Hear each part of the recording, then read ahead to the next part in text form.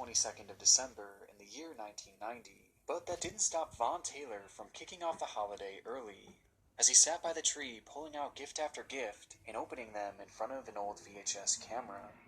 Behind that camera was Edward Deli, a longtime companion of Von who seemed adamant on filming his friend's reaction to the presents. I don't know. Find out. How am I supposed to find out? And LeMay.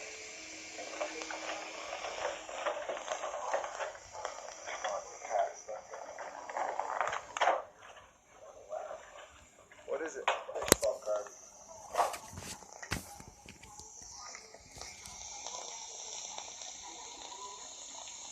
Okay. The video is a bit awkward, as the two momentarily bicker about the camera recording, and Vaughn hardly seems to acknowledge or show any sort of gratitude in response to the gifts he's receiving, but it's seemingly nothing too out of the ordinary, and is probably reminiscent of so many other home videos out there of friends and family members timidly opening up their presents, except for one overshadowing detail, with that being who these men actually are.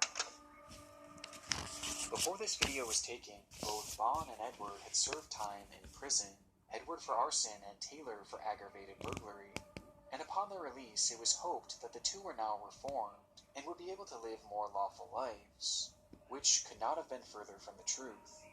Almost immediately upon being released, Vaughn would call one of his friends to tell them that both he and Edward had plans to go into the mountains and, quote-unquote, shoot some people. And from there, they set off into the wilderness of Oakley, Utah. On their expedition, the two stumbled across various cabins where they would break in and either camp out for a while or just completely ransack the place, as in most cases, the owners of these cabins were long gone for the winter due to the inclement weather of the area. Though this wasn't true for everyone, as during the same time, the Tita family, consisting of Father Rolf, his wife Kay, and their two children, Lene and Trish, along with their 76-year-old grandmother, Beth Potts, had been staying in their cabin to celebrate Christmas together. And so, on the morning of the 22nd, the family would go into nearby Salt Lake City to finish off the last of their Christmas shopping, leaving the cabin unattended at the exact same time that Vaughn and Edward happened to be strolling through the area.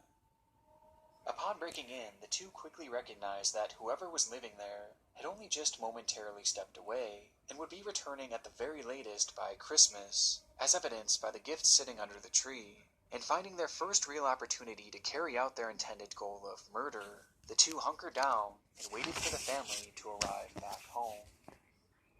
While hiding out, it's unknown what exactly the two had done to pass the time, except for a brief few minutes in which Edward would pick up the family's VHS camera and record Vaughn as he tore into the family's gifts. The added context makes this video all the more disturbing, as Vaughn was opening gifts belonging to the family that they were waiting to kill. And it's made all the more chilling when you notice that Vaughn is carrying a gun, along with the moment that he says Lene Tita's name as he reads it on the gift wrapping. And worst of all is that the gravity of the situation they were currently in clearly had no impact on these two men, as they were completely emotionless. And unsurprisingly, things only get darker from here, as after a few hours, Beth, Kay, and Lene would pull into the driveway. Upon entering the house, the pair of men would immediately point their guns at the family and start making demands, to which Lene responded by praying to God that her and her family be spared, which was of no use, as Edward turned to her and claimed that her prayers wouldn't work, as he only worshipped the devil. And moments later, the two would grab her mother and grandmother and end their lives for no apparent reason. This left only 20-year-old Lene, who tried desperately to convince the men to leave, knowing in the back of her mind that her father Rolf and sister Trish would be arriving soon. But it was to no avail, as her pleading was interrupted by the sound of another snowmobile pulling into the driveway. Upon exiting their vehicle, both Trish and Rolf would be held at gunpoint, with Rolf being told to strip his clothes and give up all his money. Again, pleas were made to just take anything and leave them alone, but the two men remained unfazed. They wanted to cause pain and anguish to anyone and everyone, and nothing was going to stop them.